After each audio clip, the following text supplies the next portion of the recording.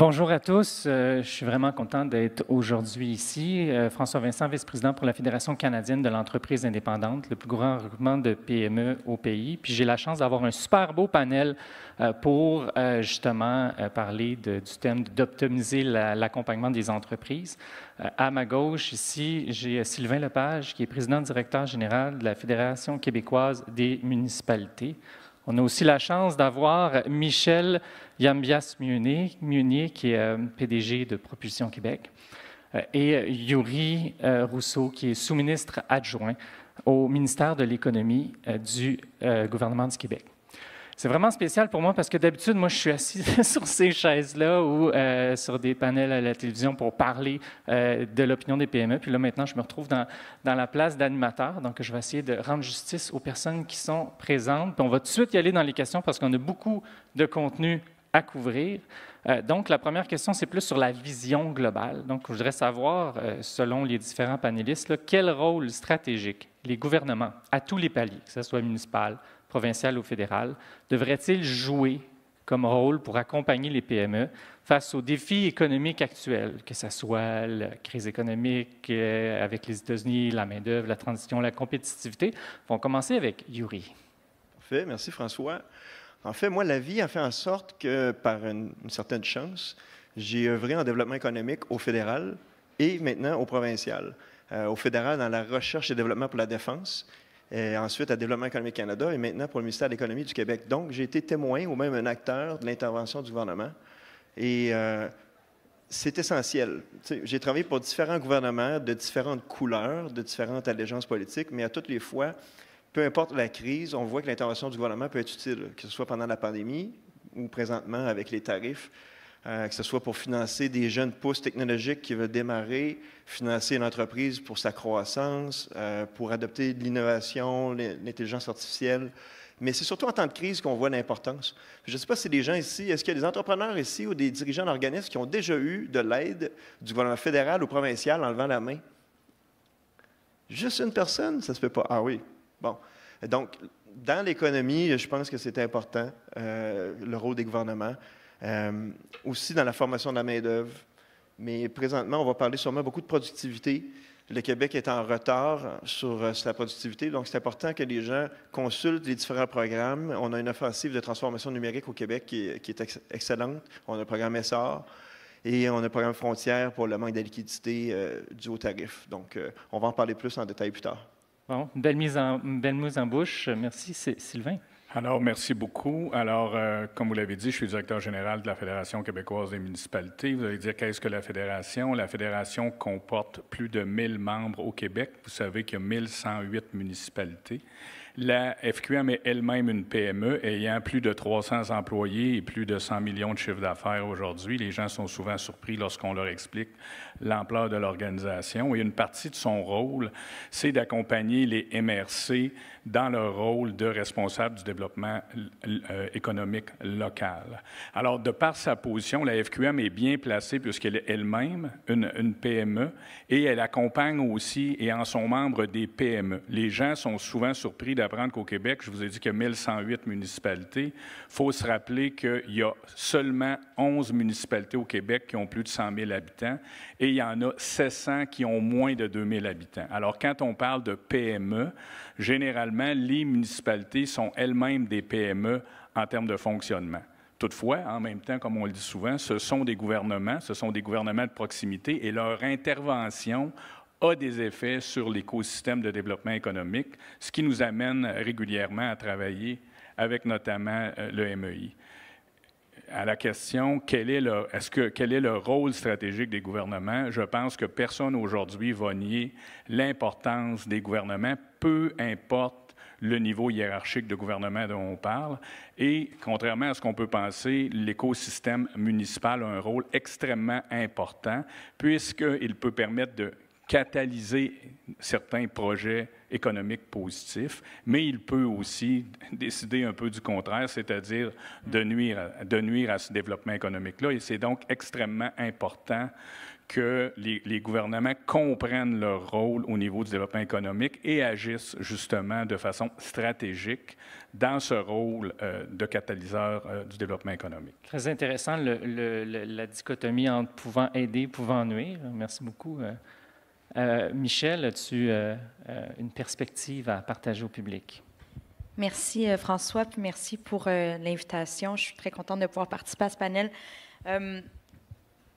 Le rôle des gouvernements, je veux dire, et du gouvernement du Québec, parce que Yuri est ici aujourd'hui, mais des gouvernements de manière générale est clé dans le développement économique. Je pense que surtout, puis en fait après ça dépend de la vision. Certains économistes seraient d'accord, d'autres non, sur le niveau d'intervention qu'ils vont vouloir avoir vis-à-vis le secteur privé, vis-à-vis les entreprises. Donc, dans des secteurs qui sont en pleine émergence, comme celui que je représente aujourd'hui, l'intervention, puis l'accompagnement, le soutien du gouvernement est fondamental. Puis pour d'autres secteurs qui sont déjà mieux établis, des secteurs stratégiques qui ont déjà une bonne feuille de route, qui sont plus robustes, on est plutôt dans un accompagnement, je dirais, avec un bras de distance où là, le libre marché se fait plus facilement. Mais dans un secteur comme le nôtre, que ce soit au niveau du cadre réglementaire, donc d'avoir autant un cadre, ce que j'appelle le bâton, donc des politiques publiques, de la réglementation, mais qui vont guider des investissements, qui vont guider des interventions, des décisions d'affaires, mais aussi des carottes, donc des incitatifs, que ce soit via des programmes de financement, que ce soit via des mesures d'incitatifs fiscales. Donc, il y a clairement un soutien ou un rôle à jouer de ce point de vue-là. Sur les questions de la main-d'œuvre, parce qu'on fait écho au défi, mais la question de la main-d'œuvre est un défi pour plusieurs entreprises, pour plusieurs PME. Donc, au niveau de l'adéquation des compétences, de la requalification de certains travailleurs, surtout quand on parle de nouveaux secteurs émergents. Puis je sais qu'on va aborder là, toutes ces questions-là plus en profondeur, mais je dirais aussi au niveau, tu l'as abordé, Yuri, au niveau de la compétitivité, de la productivité des entreprises. Je pense que le gouvernement peut mettre en place des outils ou renforcer certains outils, des mécanismes là, pour aider les PME. Comment on fait pour guider mieux les PME? Comment on fait pour leur faire voir la dite carotte? Parce qu'on l'a vu tantôt, là, quand Yuri a posé la question, il n'y a pas eu tant de mains qui ont été levées dans la salle. Puis nous, à la FCEI, on a fait un sondage sur les programmes qui étaient disponibles sur la pénurie de main-d'œuvre au moment où c'était l'enjeu numéro 1. C'était 30 seulement qui étaient au courant des programmes et services. Comment vous pensez qu'on peut justement améliorer l'accès des programmes, rendre cette information-là possible pour ceux qui l'ignorent, puis rendre l'accès au financement plus simple puis plus adapté aux PME? On pourrait commencer par toi, Michel. Oui, puis c'est un bon pont avec ce qu'on vient de se dire. Les PME, puis François, tu fais des sondages beaucoup avec ton organisation, tu es aux premières loges là, des données qui ressortent. Nous aussi, on consulte beaucoup nos membres, notre industrie. Elles n'ont pas les ressources nécessairement pour se dépatouiller dans l'aspect administratif, dans la bureaucratie. Donc, souvent, les gouvernements vont avoir de bonnes intentions, vont mettre en place des programmes, des bonnes initiatives, mais après ça, c'est comme créer un site web, mais pas être capable de générer du trafic vers ton site web. Donc, si ton site web, il est super beau, puis il répond aux besoins, c'est parfait, mais s'il n'y a personne qui va cliquer dessus, tu n'es pas plus avancé. Donc, je pense que d'avoir une meilleure communication, une meilleure transparence vis-à-vis des opportunités, ce qui existe, d'avoir de la prévisibilité aussi sur ce qui s'en vient, ça permet de planifier quelles sont les ressources dont on va avoir besoin. En consultant, nous, nos membres, ce qu'on voyait, c'est qu'il y avait un besoin de point de contact, d'avoir des fois un seul point de contact pour un programme, puis que ce point de contact-là, là, je suis dans des opérations ou de la poutine, mais que cette personne-là au gouvernement puisse accompagner l'entreprise dans tout son parcours, que ce soit la référence, la personne vers qui l'entreprise va pouvoir se retourner quand elle a une question, que ce soit vis-à-vis de la reddition de compte, la demande, un formulaire. Donc ça sortait beaucoup. Puis j'ajouterais, on l'a vu dernièrement dans les programmes qui ont été annoncés dans le contexte de la guerre tarifaire, le gouvernement a rapidement annoncé des initiatives de soutien. Puis, dans les critères d'admissibilité de certains programmes, je dirais qu'il faudrait élargir ou rendre ça un petit peu plus flexible. Par exemple, dans ces programmes-là, il y a des entreprises en démarrage qui ne sont pas admissibles parce qu'elles n'ont pas déjà démontré qu'elles avaient des seuils de rentabilité pendant, par exemple, plus de 2 exercices financiers. Ce qui fait que pour de la PME dans des secteurs innovants, de facto, on leur ferme la porte, alors qu'on devrait être en train de leur tendre la main. Intéressant. Le point de contact, le guichet unique, ça fait 20 ans que je fais de la politique publique. C'est tout le temps dans les recommandations, faire un guichet unique. Est-ce possible, Sylvain? Bien, je pense que oui. J'oserais dire que le gouvernement actuel, le gouvernement précédent ont fait des efforts considérables justement pour simplifier l'accès au programme et faire en sorte que les entrepreneurs les connaissent bien. Le ministère vient d'annoncer la création du réseau Accès PME qui est basé justement sur les départements de développement économique locaux dans chaque MRC. Et le grand reproche du monde municipal à l'endroit des autorités gouvernementales, c'était de cesser de multiplier les coquilles puis les interventions. Est-ce qu'on peut faire une structure et arrêter de jouer dans les structures justement pour que les entrepreneurs s'y reconnaissent, puis chaque fois que vous créez une nouvelle structure, les gens doivent réapprendre, ah oui, celle-là, elle sert à quoi? Et évidemment, l'objectif, c'est d'avoir un réseau maintenant intégré qui part justement du développement local, mais où les gens au niveau local vont être capables d'aiguillonner vers les bonnes ressources les entrepreneurs qui se présentent à eux. Et on travaille fort avec les autorités du ministère et avec Investissement Québec pour s'assurer justement qu'au niveau local, il y a une bonne connaissance de qui fait quoi. Parce qu'évidemment, les besoins des entrepreneurs, un peu comme vous le soulignez, varient selon la taille de l'entreprise puis selon la maturité de l'entreprise. L'entreprise qui a besoin de s'adresser à un département de développement local parce que dans le cadre de l'étape où elle en est rendue dans sa croissance, bien, ce n'est pas les mêmes besoins que l'entreprise qui est rendue une grande PME ou qui est rendue au stade de l'exportation ou de se moderniser.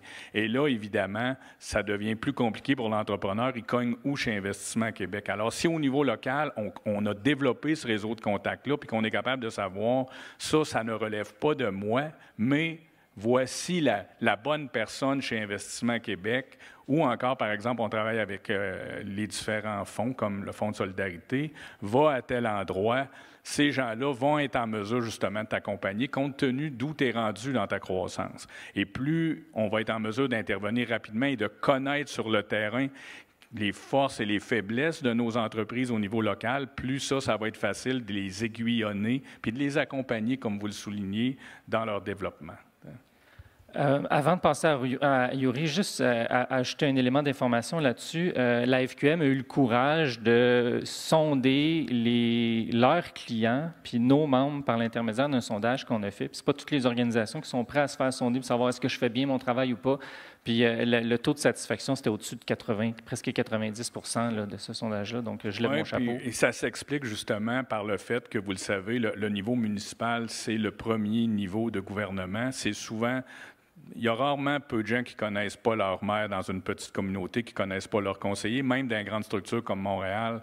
Évidemment, tout le monde connaît la mairesse, mais même au niveau local, les gens vont savoir qui fait quoi, c'est qui mon conseiller. Et donc, à partir de là, c'est beaucoup plus facile, une fois qu'on a réussi à établir ce lien-là entre le développement local et la PME, de faire le lien, justement, parce qu'évidemment, au niveau gouvernemental, ils ne peuvent pas connaître « Ah, mon Dieu, dans telle communauté, dans tel village, dans telle municipalité, il y a telle entreprise qui a tel besoin », mais au niveau local, on est capable de savoir ça, puis justement de les accompagner vers les bonnes ressources. Puis Yuri, le gouvernement du Québec rentre où là-dedans? Est-ce qu'il y a un rôle à jouer? C'est ça.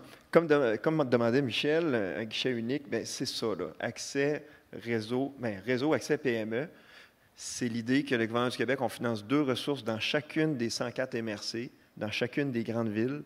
Donc, il y en a un point d'entrée, puis on essaie de le renforcer, puis je signale à toutes les PME ici, là, commencez par votre MRC, commencez par votre ville. On les a formés, ils sont équipés, puis ils vont vous suggérer le meilleur cocktail d'aide financière, soit celles qui viennent de Développement économique Canada, soit celles de EDC, soit celles d'Investissement Québec ou un autre fonds. Les entreprises, on sait, ils n'ont pas le temps de comprendre tous les programmes, tous les fonds, qu'est-ce qui est ouvert, qu'est-ce qui est fermé. C'est ces conseillers-là qui le font. Ça fait partie d'un plan PME. Puis aussi, ça implique le reprenariat. Il y a 12 000 entreprises au Québec à chaque année qui doivent trouver un repreneur. Parlez avec votre MRC, allez chercher les services du CETEC, qui est maintenant Reprenariat Québec, puis planifiez ça 5-10 ans d'avance avec toute l'aide de l'écosystème. Donc, c'est ça. Le gouvernement du Québec, on croit à la porte guichet unique par la MRC, puis il faut s'en servir. Merci. Maintenant, on va aller plus dans le crunch de la description du panel. Comme vous avez vu, là, on voulait parler aussi des marchés publics, du développement économique local. Donc, allons directement sur ce thème-là pour avoir le temps d'en parler. Je voudrais vous entendre sur les actions concrètes que les gouvernements peuvent mettre en place par les lois, des politiques, des changements dans les appels d'offres, pour encourager les PME à faire affaire localement, puis pour leur permettre de mieux participer au marché public. On pourrait commencer avec Sylvain. Bien, je dirais qu'il y a quand même une volonté encore là gouvernementale d'agir. La première des choses, c'est de rendre les règles d'appel d'offres plus simples, plus à utiliser. Là. J'ai vécu, la FQM est régie par les règles d'appel d'offres gouvernementales et j'ai personnellement vécu une situation où on avait plusieurs soumissionnaires et il y a clairement une entreprise qui avait le bon produit, mais qui nous a soumis une soumission clairement, pour ceux qui sont habitués avec le processus, non conforme. Okay? Parce que l'entreprise n'avait aucune compréhension de quelle façon elle devait remplir les fameux formulaires, les fameux papiers, les fameuses annexes. Bon, je peux vous faire une description très détaillée de ça. Et le gouvernement du Québec vient d'adopter une nouvelle loi qui devrait entrer en vigueur en février, qui uniformise les règles d'appel d'offres municipales parce que, et oui, jusqu'à maintenant, selon la nature des organisations municipales, les règles d'appel d'offres pouvaient varier d'une organisation à l'autre. C'est un processus aussi qui veut faire en sorte de rendre plus simple, mais mettez plus simple entre guillemets, la façon d'attribuer des contrats publics municipaux. Ça, c'est une première chose. Ceci dit, il y a encore énormément de travail pour simplifier justement la façon de remplir les différentes conditions. Vous avez toute une série de formulaires qui mériteraient d'être regroupés dans des formulaires types simples à la remplir.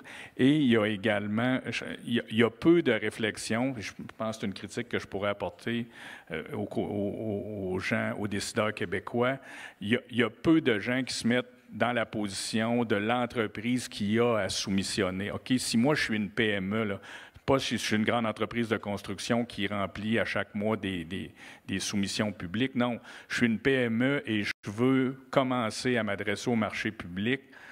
C'est quoi les barrières à l'entrée? Et aussitôt qu'on se place là, dans cette situation-là, puis je fais écho à ce que je viens de vous décrire que j'ai vu, tu dis, écoute, quelqu'un qui ne l'a pas fait, c'est impossible. Il va payer un bureau d'avocat, puis il va dépenser une petite fortune pour... il va manger ses profits, avec tout le respect que j'ai pour les avocats dont je suis. Là. Alors, il y a probablement une réflexion à faire, tant du côté du ministère de l'Économie que du ministère des Affaires municipales, pour dire, bon, écoute, si je suis une entreprise puis je veux embarquer dans l'écosystème gouvernemental puis devenir un fournisseur, qu'est-ce qu'on pourrait faire pour leur faciliter la tâche pour que ce soit pas rébarbatif? Moi, c'est la première chose que je ferais. Droit de réplique. Je réplique, Sylvain. En 2022, le gouvernement du Québec s'est doté d'une stratégie des marchés publics. Ça inclut de la formation pour toutes les PME qui veulent appliquer. Il y a des milliers de PME qui ont fait de la formation. Ça implique aussi plusieurs mesures pour favoriser l'achat local. Et pour me préparer ce matin, j'ai regardé les chiffres. En 2024, 54 des contrats du gouvernement ont été donnés à des firmes en dehors de Québec et Montréal, donc en région. Ça, c'est 13,9 milliards. C'est 14 000 contrats qui ont été donnés à des PME en région. Donc, c'est plus que la moitié des achats publics. Donc, il y a un effort. Il y a un effort important présentement pendant la guerre tarifaire. On vient de mettre une pénalité de 25 sur le prix soumissionné par une entreprise américaine, ce qui vient favoriser les entreprises canadiennes. Mais aussi, je dois vous dire, moi, j'ai le mandat de stimuler l'achat local. J'ai aussi le mandat de faire respecter les accords commerciaux. C'est les deux sections sont dans mon secteur. Et il faut trouver un juste équilibre, parce que le Québec, c'est une nation d'exportateurs.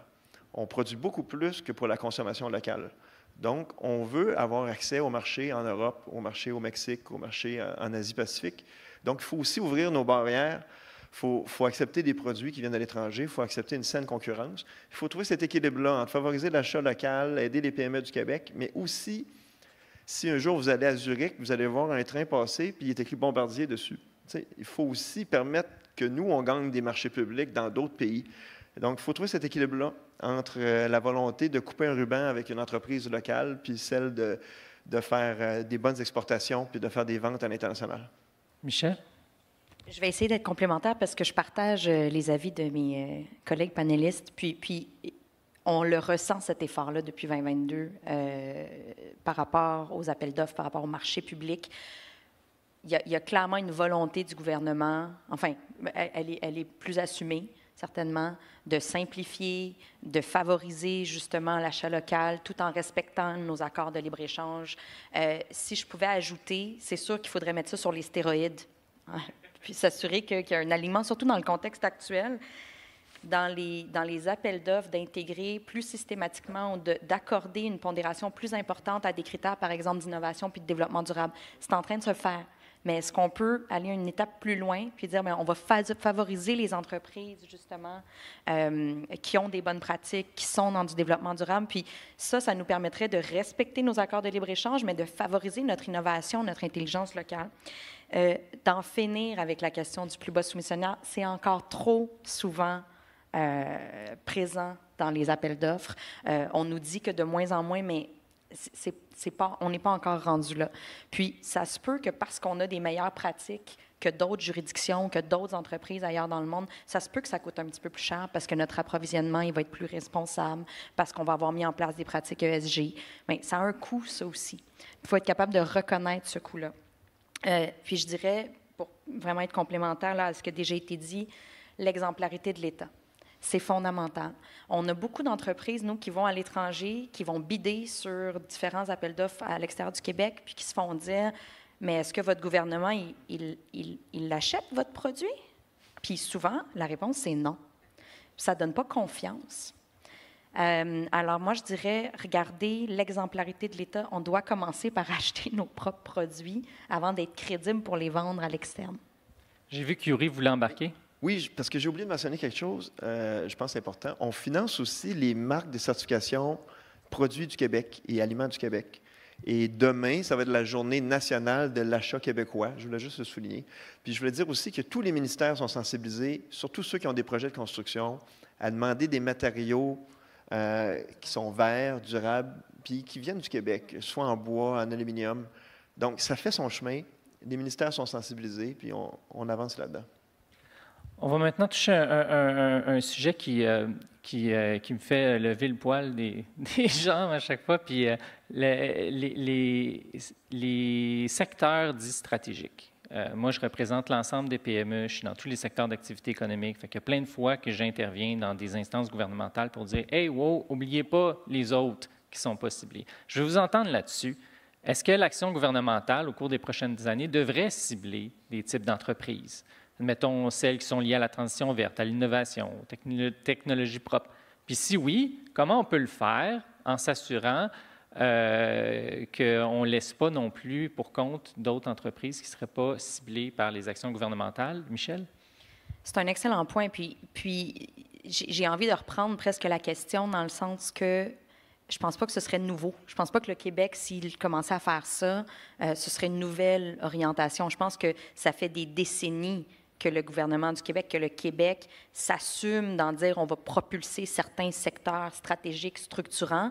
Puis moi, je représente une grappe industrielle, mais les grappes industrielles, on est le reflet de ça, finalement, que ce soit en pharma, que ce soit en aérospatial, là, nous, dans le transport terrestre zéro émission, mais que ce soit en finance. Il y a des secteurs qui ont été propulsés sous le leadership des gouvernements pour dire, bien, on a des atouts au Québec, on doit miser là-dessus, puis on va mettre des efforts additionnels pour faire émerger ces secteurs-là. Donc, puis le meilleur exemple, c'est vraiment l'exemple de l'aérospatiale parce que c'est une des plus anciennes, anciennes non, mais une des premières grappes. C'est là où on a vu qu'il y avait vraiment une concentration d'atouts intéressants au Québec puis à Montréal. Donc, après ça, comment on s'assure qu'on ne laisse pas les autres PME qui font partie peut-être de secteurs plus traditionnels de côté? Moi, je pense que c'est clé que le gouvernement continue ou renforce aussi l'accompagnement ou mette en place des mécanismes d'accompagnement pour ces entreprises-là qui représentent souvent du tissu économique régional pour dire, bien, si vous voulez embarquer dans la transition, ou dans nos axes stratégiques, on a des mécanismes pour vous aider là-dedans. Puis c'est le concept même d'une transition juste. Comment tu t'assures que tu laisses personne derrière? Mais c'est correct de vouloir propulser certains secteurs qui sont à fort potentiel aussi. C'est ça, gouverner, c'est faire des choix. Puis au Québec, on a une belle qualité de vie, on a un bon niveau de vie, mais il faut propulser les secteurs qui vont créer le plus de PIB, le plus de richesse, qui vont nous aider à maintenir notre niveau de vie. C'est certain que nous, on privilégie les interventions dans l'aérospatiale. Ça génère beaucoup d'exportations. Dans la filière batterie, qui a un très grand potentiel. Et je salue, je ne suis pas du côté politique, je suis administratif, mais de l'arrivée de M. Carney qui nous dit qu'il aimerait développer une filière de construction automobile 100% canadienne. Et dans ce cas-là, le Québec pourrait jouer un rôle avec toutes les entreprises de votre membership pour les batteries, mais aussi pour plusieurs pièces. On va aussi aider les transformateurs d'aluminium, c'est très important. L'intégration de l'intelligence artificielle dans toutes nos entreprises, les sciences de la vie et vraiment la transition verte, je pense, c'est là où on peut intervenir.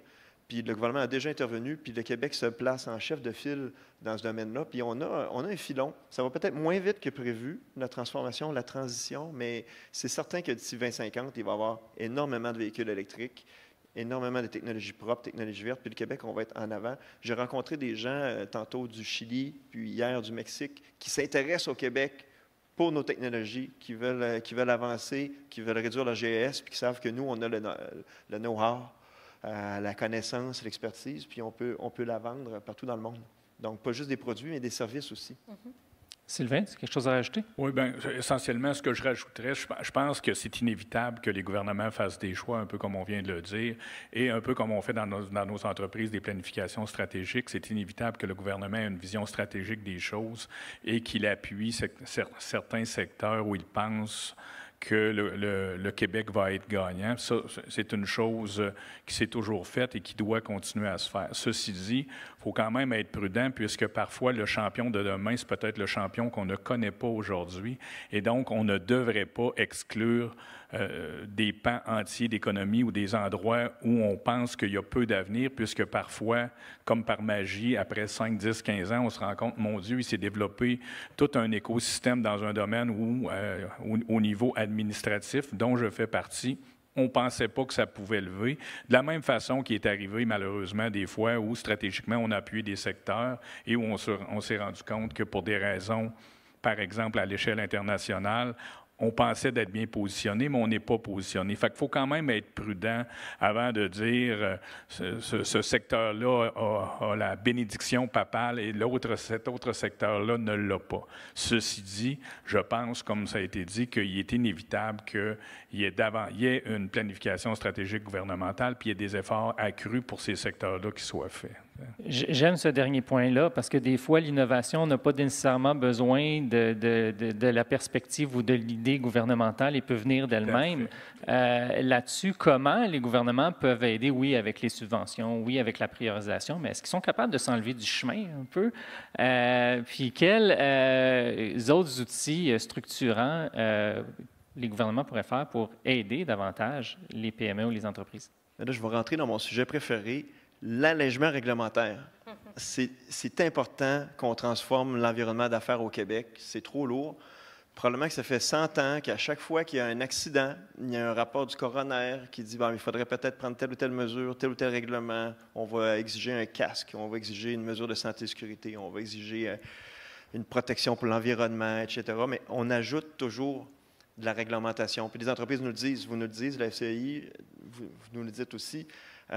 Donc, il y a un gros effort. En 2020, il y a eu un plan gouvernemental pour l'allègement réglementaire qui voulait qu'on réduise de 20 les lourdeurs administratives en termes de coûts pour les PME. On est rendu à 18 Puis là, on est en train de préparer le prochain plan. Donc, ça fait 3 projets de loi omnibus réglementaires qu'on réalise. Le dernier vient d'être adopté le 9 avril. On a réussi à enlever plusieurs allègements, plusieurs lourdeurs administratives. On travaille encore là-dessus. Il y a beaucoup de travail à faire. Et c'est quasiment, moi j'aime les analogies sportives, là, c'est quasiment jouer au football. Chaque pouce, chaque verge de terrain qu'on avance pour alléger est très difficile à obtenir. Il faut faire bouger les gouvernements, les administrations publiques pour enlever des lois, enlever des permis, enlever des règlements. C'est un gros travail. La FCI, tu fais partie, François, du comité. Je mélange tout le temps François ou Vincent. Tu sais. C'est les deux. Oui. Mais on a un comité sur lequel siège la Fédération des chambres de commerce, la FCI, le patronat, manufacturier exportateur du Québec, puis on travaille à faire tomber des des barrières, dans le fond, qui réduisent la productivité. Et on vient, la semaine dernière, de déposer avec le Miniski un projet de loi qui fait tomber les barrières au commerce interprovincial puis qui facilite la mobilité de la main-d'œuvre. Donc, on avance. Ça ne paraît pas encore pour vous, là, pour les PME, mais on avance pour alléger, réduire les délais pour avoir des permis, puis être enfin capable d'avoir un environnement d'affaires qui est sain et compétitif au Québec. Puis je veux le souligner, le travail qu'ils font. C'est pas évident, ils se battent avec tous les ministères. C'est des petits pas, mais ils voient aussi la possibilité de voir comment revoir la méthodologie ou revoir l'action. Si je pouvais cloner Yuri puis M. Skeet à tous les ministères, je le ferais. Michel. Merci. Allègement réglementaire, mais encore une fois, il y a des efforts qui sont faits dans ce sens-là. On l'a vu avec le projet de loi de M. Skeet récemment aussi. Je dirais incitatifs fiscaux. Comment est-ce qu'on s'assure qu'on offre aux entreprises des avantages fiscaux, puis que ça permette aussi d'attirer des investissements de l'étranger. Donc, je pense que c'est vraiment les deux leviers où le gouvernement a un rôle fondamental à jouer. Ce qu'on entend, nous, beaucoup dernièrement, c'est comment est-ce qu'on peut renforcer l'appui pour consolider ou renforcer nos chaînes d'approvisionnement locales. Donc, de plus en plus, là, la question de la chaîne d'appro, je pense que c'est intéressant qu'on s'y penche davantage. Puis finalement, bien, financement, oui, mais on voit très peu, ou enfin, on devrait voir plus d'efforts à attirer des capitaux privés. Puis nous, on le voit dans notre secteur, vous êtes probablement tous familiers, s'il y a des entrepreneurs dans la salle, avec la vallée de la mort. Puis, dans notre secteur manufacturier principalement, quand on arrive à une phase de commercialisation, c'est la plus grosse vallée de la mort. Puis, il y a clairement un défi de financement dans certaines phases de maturité où là, le gouvernement aurait un rôle à jouer pour dire c'est dans cette phase-là qu'on va donner un coût additionnel pour soutenir les entreprises.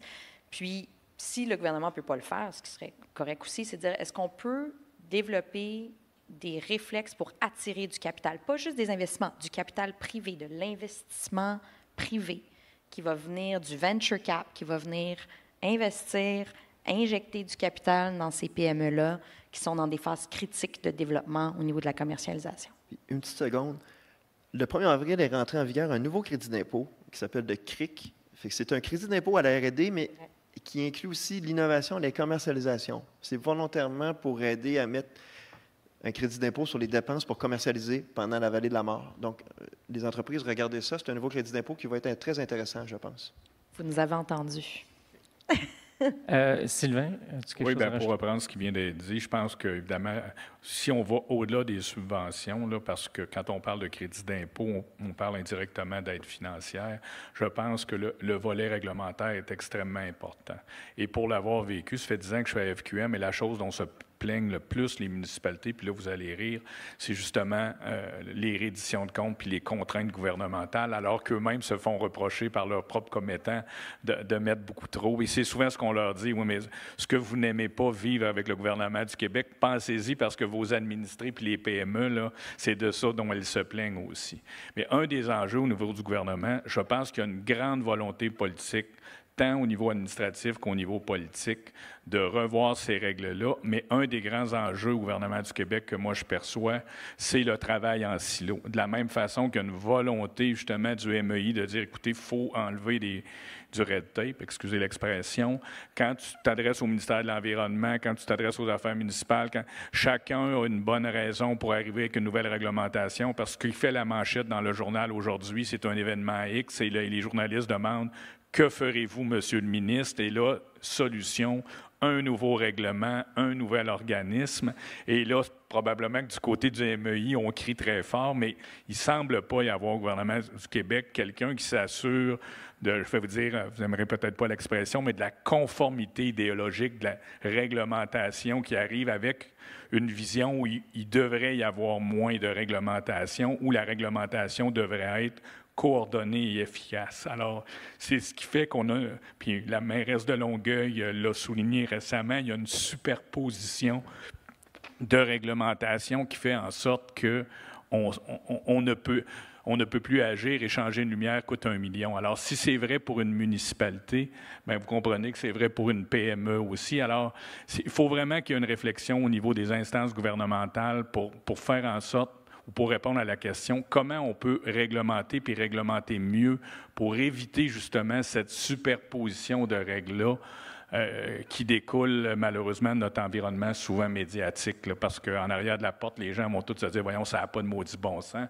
Oui, mais on fait quoi aujourd'hui? Fait que je pense que ça, c'est... Et les gens le savent. Là. Je vois M. Rousseau, là, quand on lui parle de ça, il ne nous dit pas « Non, non, ça n'a pas de bon sens. » Il va nous dire « Oui, oui, ça a plein de bon sens. » Mais quand je parle à d'autres collègues, « Oui, mais tu sais, dans notre secteur. » Fait que chacun a son secteur d'activité qui justifie un peu sa propre existence. Mais c'est de la musique à mes oreilles. Je pense que je vais prendre des extraits du panel puis en faire une chanson puis la pousser sur les réseaux sociaux. Il y a 87 des PME à la FCI qui disent que la lourdeur administrative réduit leur productivité. Je parle de productivité, j'aimerais vous entendre là-dessus. Je suis en train de faire une tournée avec Louis Duhamel puis Talent sur comment améliorer la productivité de l'industrie manufacturière notamment, mais je veux vous entendre sur la productivité puis les écosystèmes d'innovation. Quel rôle les municipalités, les GRAP sectoriels, les organismes intermédiaires peuvent aider pour améliorer la productivité des PME? Michel? Je vais parler pour les GRAP sectoriels parce que j'en dirige une, j'en représente une. Je pense que c'est vraiment à 3 niveaux. Au niveau d'abord de la mobilisation de cet écosystème-là, puis il y a un partage aussi de bonnes pratiques ou de défis. Donc, on crée des réseaux de contacts d'entreprises ou de fournisseurs qui sont dans un même secteur. Ça peut être via la mise en place de comités stratégiques sur des thèmes particuliers, que ce soit la main-d'œuvre, que ce soit l'approvisionnement, que ce soit les financements, la réglementation. Dans notre cas, on le fait là, sur la question de la batterie, des infrastructures de recharge puis des véhicules zéro émission. Mais donc, au niveau de la création de réseaux, de la mobilisation de l'écosystème, de l'accompagnement qu'on peut faire auprès de ces entreprises-là qui vont aller dans des missions commerciales, grâce, entre autres, au soutien de l'équipe de Yuri aussi, au MEIE.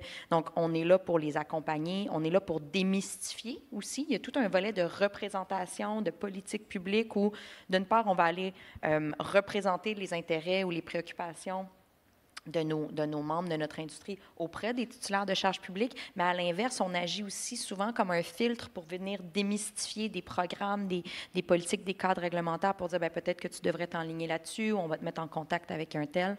Donc ça les aide. Puis je dirais la dernière chose au niveau de la productivité ou du rôle des GRAP sectoriels, c'est quelque chose qui est plus récent. Nous, on le met en place beaucoup, mais c'est carrément des initiatives d'accompagnement B2B. Donc, on agit presque comme des consultants qui allons nous-mêmes accompagner des entreprises dans des projets spécifiques ou dans de l'expérimentation, dans du déploiement technologique. On est comme le coordonnateur, l'accompagnateur de ces initiatives-là. Donc, je pense que les GRAP sectoriels jouent un rôle assez fondamental dans ramasser tout ce monde-là ensemble, les représenter, leur permettre de développer des projets pilotes, leur permettre de faire des demandes, de se démarquer à l'international. Donc, voilà, j'essaie d'encapsuler. Merci. Yuri? Mais Michel, c'est une des forces du Québec, je pense. C'est cet écosystème-là. On a beaucoup d'associations sectorielles, de GRAP, de centres de transfert technologique. Et le gouvernement du Québec, on les utilise. On ne pourrait pas atteindre toutes ces entreprises-là. C'est la première ligne. Je regardais les données. 135 000 entreprises ont été touchées par les formations de l'offensive de transformation numérique, l'OTN. Mais ça s'est fait via les GRAP, via les associations sectorielles, au Québec international, au Montréal international. Il y a eu 17 000 entreprises qui ont eu un accompagnement ou du financement du ministère de l'Économie. Puis celles qui ont eu l'accompagnement l'année suivante, il y avait une augmentation de productivité de 17 %. Donc, toutes les entreprises qui ne font pas affaire avec nos programmes, là, vous perdez du terrain. Allez chercher de l'aide. Allez-y. Il y a le programme ESSOR pour un investissement en productivité, mais il y a aussi l'offensive transformation numérique pour adopter l'intelligence artificielle, l'intégrer dans la chaîne de production, la chaîne d'approvisionnement. Puis les GRAP peuvent vous aider à passer à travers le processus, ou vos conseillers en innovation qui sont dans chacune des MRC. Donc, l'écosystème est là, il faut s'en servir. Puis, celles qui demandent de l'aide réussissent à augmenter leur chiffre d'affaires puis leurs exportations.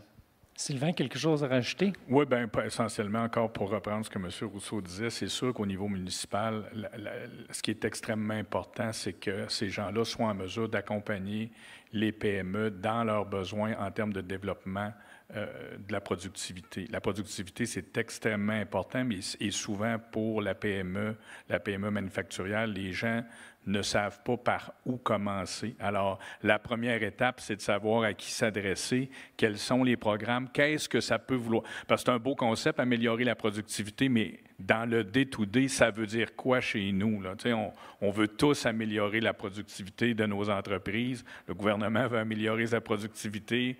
Les municipalités veulent améliorer leur productivité, mais concrètement, qu'est-ce que ça veut dire? C'est quoi se donner un plan de productivité? Alors, c'est là-dessus, justement, que le réseau municipal peut aider et accompagner, justement, les PME pour, encore une fois, déterminer comment s'y prendre pour arriver, puis à qui parler pour se faire accompagner dans cette démarche-là. Je suis sûr que vous en prendriez encore pendant une demi-heure ou même 1 heure. On a un temps limité. J'aimerais ça finir sur un tir de barrage avec une question en 2 temps. D'abord, j'aimerais ça vous entendre sur le regard que vous pensez sur les dirigeants de PME, puis après ça, sur votre vision globale. Donc, la première des 2 questions. Quel changement vous pensez que les entrepreneurs devraient envisager d'ici 5 ans pour assurer leur compétitivité et la pérennité de leur entreprise dans un premier temps? Dans un deuxième temps, si vous aviez une réforme ou une mesure structurante à mettre en œuvre d'ici 5 ans, ça serait laquelle et pourquoi? Je commencerai par Sylvain. Je dirais 2 choses. En ce qui me concerne, je pense que d'abord, il faut que les entreprises se préparent à l'intelligence artificielle. Peu importe la façon dont ça va se présenter, c'est une réalité qui est inévitable. Et c'est un bond qui va changer véritablement là, des secteurs d'intervention. Deuxièmement, je dirais qu'il faut faire attention à ne pas suivre la mode. OK? Je pense que les changements climatiques, l'adaptation au changement climatique est un peu moins à la mode, notamment pour des raisons politiques, eu égard à ce qui se passe aux États-Unis. De mon point de vue, peu importe le décideur aux États-Unis ou même le décideur au Canada, c'est un sujet qui va s'imposer de par le climat lui-même, puis ce qu'on va vivre au cours des 10, 15, 20 prochaines années. Alors, celui qui aujourd'hui se referme sur cette question-là en disant « bof, c'est peu important », risque d'avoir de mauvaises surprises dans 5, 10 ou 15 ans. Deuxièmement, si vous me disiez c'est quoi que je mettrais en place comme réforme, je ferais ce dont nous avons parlé. Je mettrais en place une organisation au gouvernement du Québec, par exemple au bureau du premier ministre, dont le travail, c'est de s'assurer de la coordination, de l'aspect légal et réglementaire, où si on adopte une loi, bien, on s'assure que la main droite sait ce que la main gauche fait. Et malheureusement, je peux vous dire qu'à la FQM, on est bien placé parce qu'on est au centre, si je peux m'exprimer ainsi, justement, de cet écosystème-là.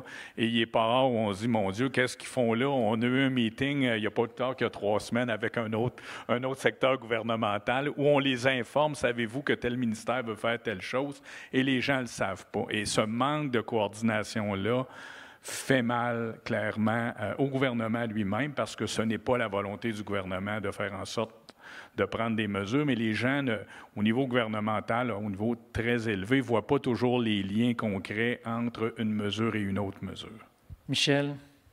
Alors, à la première question, pour les dirigeants, qu'est-ce qu'ils devraient envisager d'ici 5 ans pour assurer leur pérennité? Puis ça ressemble beaucoup à ce que Sylvain disait aussi. Plan de productivité, je pense que ça va être fondamental. Investissement en R&D. Quand ça va mal, les budgets en R&D sont souvent coupés ou réduits significativement. Il ne faut pas faire ça. Il ne faut pas faire ça parce que c'est ça, après ça, qui te permet de te démarquer puis de repartir, de ne pas perdre du terrain. Donc, j'ai envie de dire, ne négligez pas les poches budgétaires en R&D pour ceux là, qui en font. Donc, plan de productivité, R&D,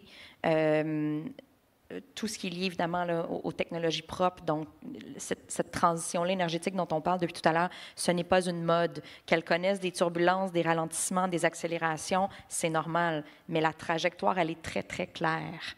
Et on est en train de s'y rendre. Donc, ne négligez pas cet aspect-là non plus. Donc, c'est ces 3 éléments-là. Pour ce qui est d'une réforme structurante, si j'avais une baguette magique, puisqu'on a parlé de beaucoup de choses, de réforme des marchés publics, des appels d'offres, de fiscalité, de réglementation, je partage aussi les propos de Sylvain d'avoir, idéalement, là, une stratégie économique assumée, cohérente entre les différents ministères, puis que ça percole justement dans les décisions, dans la réglementation, dans les incitatifs. Puis j'irais même plus loin si ça pouvait être transpartisan, parce que, puis je sais que c'est utopique peut-être de dire ça, mais les entreprises ont besoin de prévisibilité. Puis avec des gouvernements qui changent régulièrement, c'est normal, aux 3 paliers de gouvernement, hein, pensez-y, on a des élections 3 années sur 4.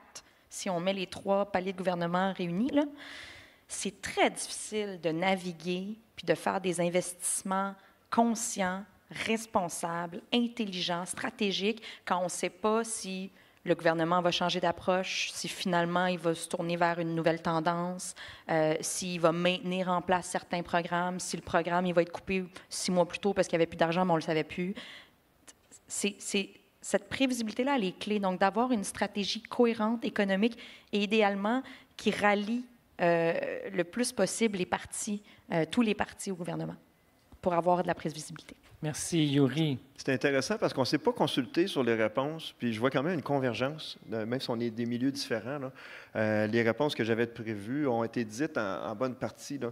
Mes conseils pour les entreprises, c'est certain, c'est d'investir dans la productivité, c'est d'aller chercher de l'aide. L'écosystème est là, donc aller chercher de l'aide. Puis il y a plusieurs bons programmes, autant au fédéral qu'au provincial qu'au municipal. Puis je veux juste les nommer. Là. Investissement Québec, il y a Grand V, il y a Panorama pour diversifier au marché, il y a SR, l'offensive transformation numérique, ça c'est au Québec. Au fédéral, il y a série de DEC, il y a CNRC, le programme Paris pour aider à la recherche industrielle. Il y a EDC qu'on a vu hier sur le panneau, ils font des cautions, des garanties de prêt sur vos ventes à l'étranger. La BDC, Affaires mondiales, le CanExport, il y a plein de programmes. Donc, il faut en profiter, il faut faire la demande. Puis mon rêve, parce que c'est ça que tu nous demandes, dans le fond, pour les 5 prochaines années. Mesure, mon rêve, c'est le même un peu que Sylvain. C'est vraiment d'aller encore plus loin dans un effort gouvernemental, pas juste du MEIE, un effort gouvernemental tous azimuts pour l'allègement, pour simplifier. J'ai des gens de mon équipe qui sont dans l'allègement réglementaire ici. On a une boîte à suggestions. Fait que vous allez sur Google, économie, suggestions, allègement. Écrivez-nous. Envoyez-moi vos demandes d'allègement. On les regarde une par une, on les travaille et on les travaille avec tous les ministères. Et il y a une volonté au plus haut niveau. Pas juste M. Skeet. M. Legault aussi, il veut que ça soit allégé. Au fédéral, M. Carney aussi. Donc, je pense qu'il n'y a pas eu un meilleur moment. On regarde les autres juridictions autour du Québec. Il y a beaucoup d'allègements qui se fait. Il faut le faire aussi. Donc, c'est mon rêve. Pour créer de la richesse, de la prospérité, il faut être productif. Pour être productif, il faut qu'on allège. Il faut qu'on accélère. Il faut qu'on aide à faire des affaires facilement au Québec. Fait que c'est ce que je préfère. C'est ce que je rêve pour le Québec. J'espère qu'on va l'atteindre. Super. Yuri Rousseau, qui est sous-ministre adjoint au ministère de l'Économie. Michel Yambias-Meunier, présidente directrice générale de Propulsion Québec. Puis Sylvain Lepage, président directeur général de la Fédération québécoise des municipalités. Je tiens à vous remercier beaucoup d'avoir pris part au jeu, d'avoir partagé vos données, vos réflexions, eu des échanges, puis parlé aussi de façon condensée, puis avec vos tripes. J'espère que vous avez beaucoup apprécié. Moi, j'ai beaucoup apprécié mon expérience puis la discussion que j'ai eue avec vous. Merci. Merci François. Beaucoup. Merci.